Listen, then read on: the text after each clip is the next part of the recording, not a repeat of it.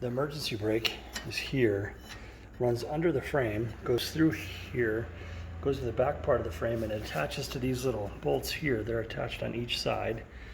And as you're scrolling around over here, you can see that this here is the rear brake lights and turn signals. And they run through the frame, they run right through that little hole, and they're attached right there.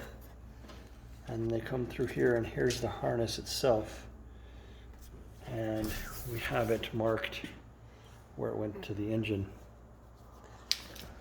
So that's where it goes, and then the emergency brakes are there.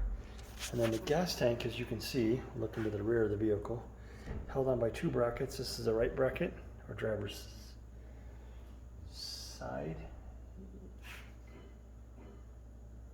Well, yeah, I guess this is the left side, because this would be the where the driver sits, and this would be the right side, where the passenger side. And you can see that there's a bracket there. And then what's really holding the gas tank on is this bolt here, these bolts down there, and that guy. And then there's two bolts here that hold it down right here. And there's another guy over here. And then this bracket here, there's the little flip up thing that bolts to the back of the Jeep. And there's the bumper. And the bumper bolts on by these two brackets back here, or these two bolts, excuse me. And it goes forward all the way around to here.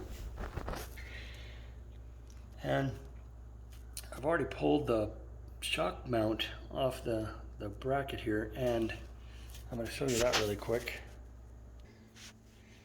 So these are the back ones, and you can see that they're leveled off quite a bit. The back ones are leveled off. The front ones, they have a much sharper corner on them. You can see that. So these are the ones for the front, and these are the ones for the back. And the back ones are much flatter. Don't get those confused. All right.